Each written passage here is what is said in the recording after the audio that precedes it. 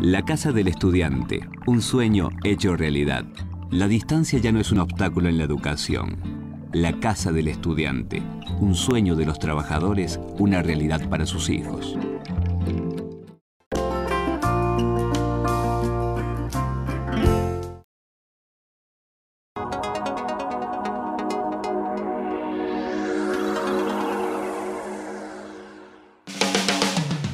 Cuando a principios de los 80 el SIDA empezó a hacerse conocer masivamente, se consideró que el principal grupo de riesgo estaba integrado por los homosexuales.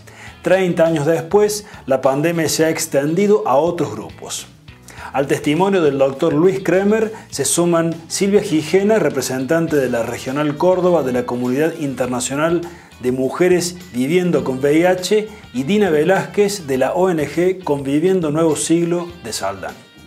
Seguimos pensando que esto tiene que ver con los homosexuales, con los drogadictos, y si yo soy hétero y llevo una vida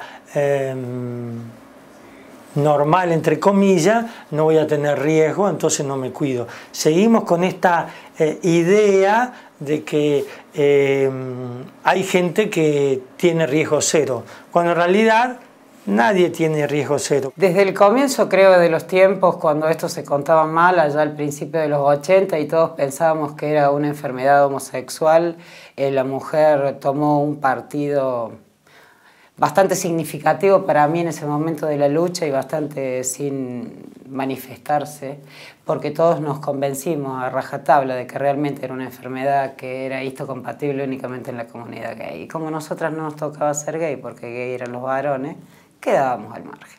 Porque si uno se pone a pensar racionalmente, de acuerdo a las estadísticas, tanto mundiales como nacionales como provinciales, la epidemia por el virus del VIH dejó de ser la peste rosa, algo solo exclusivo de los homosexuales, hace muchos años.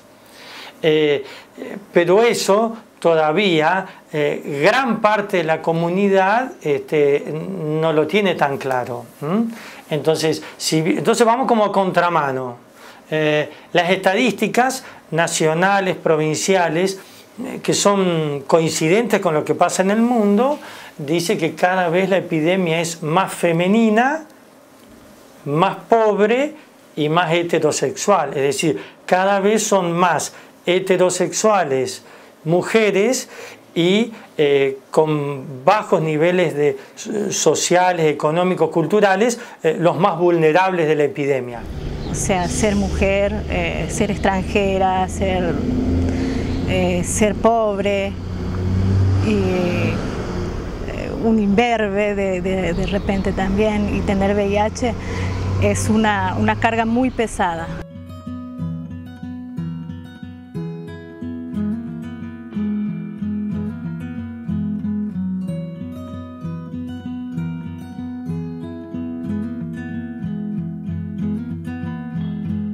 La mujer quedó en un papel bastante traído de los pelos en todo esto que fue la lucha. Y nos fuimos convenciendo poco a poco de que estábamos realmente bastante vulnerabilizadas. ¿Desde qué punto uno puede entender que está más o menos vulnerabilizado con relación a otro colectivo? Desde el haber otorgado silencio a la patología. Desde el haber no aceptado que esto civilmente debía ser penalizado ante el silencio. Con el paso de los tiempos fuimos descubriendo que la diversidad sexual también abarcaba dentro de este gran abanico de posibilidades sexuales a los compañeros bisexuales, que eran los que volvían a casa y sí tenían relaciones con la heterosexual que los estaba esperando. Que ha trascendido de ser solamente las prostitutas, homosexuales, ha pasado a ser en mujeres heterosexuales como nosotras. A mí, de hecho, me transmitió mi primer novio, el primero que me hizo el amor, el primero que me dio un hijo. Y también eso es bueno. También han nacido niños que no han tenido nada que ver en la calle, ni han tenido sexo todavía. También sí, nos ha transmitido mucho esto en la familia. De hecho, que tengo mucha relación con muchísimas madres que han tenido una historia similar a la mía. Esto te estoy hablando con madres con chicos que viven con VIH, que han nacido con VIH.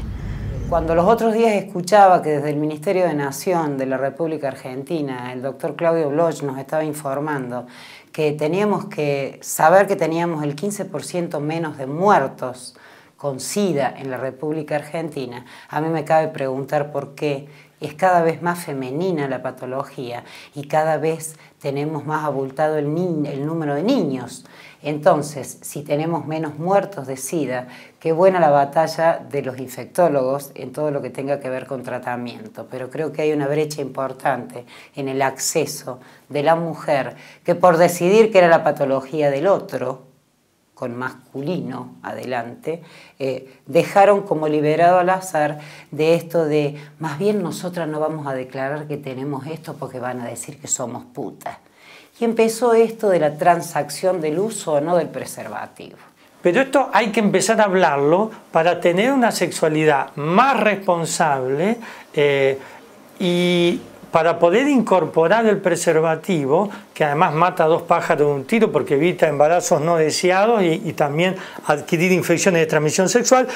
Uno puede enganchar el preservativo en su vida en forma mucho más natural, si lo aprende desde mucho más chico, antes de empezar a tener relaciones sexuales. Ese es el momento en el que yo sí te puedo marcar el inicio de la vulnerabilidad femenina. Después, y con el correr de los tiempos, fuimos entendiendo que si no hablábamos, estábamos silenciando la vida de mucha cantidad de gente inocente, que son los hijos que venían al mundo.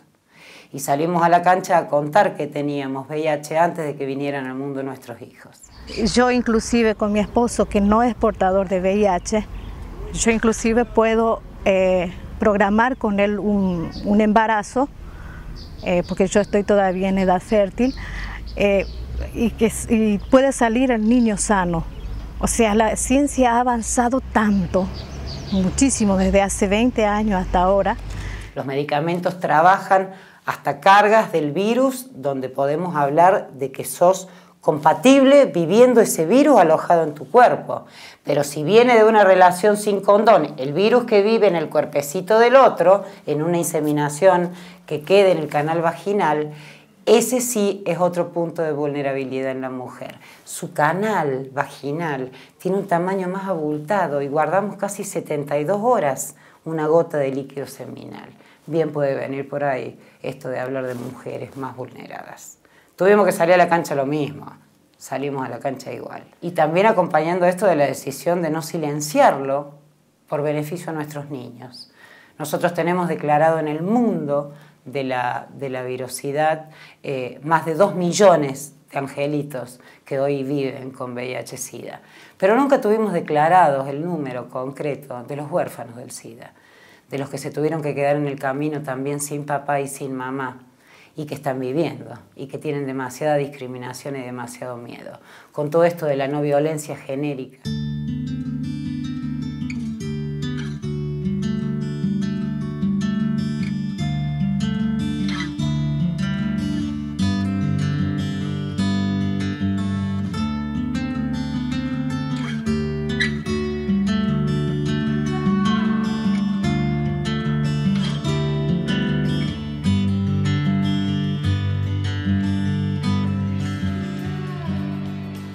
Antes de irnos a la última pausa, queremos invitarles al lanzamiento de la Regional Córdoba de la Comunidad Internacional de Mujeres Viviendo con VIH junto a la campaña mundial Más Paz, Menos SIDA.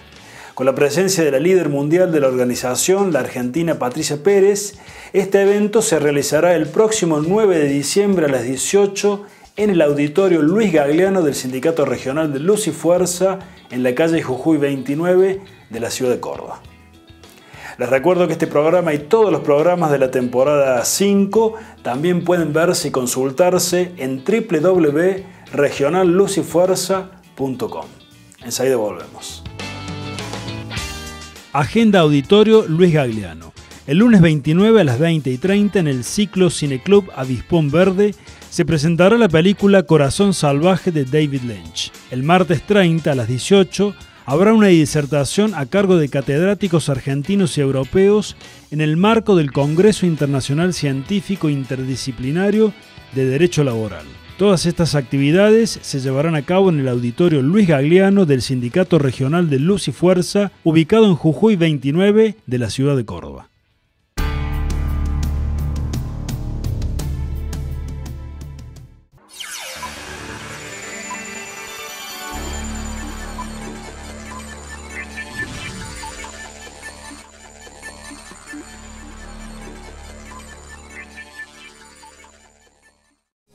Villa Turística Las Cabañas de Cosquín, el paraíso en las sierras.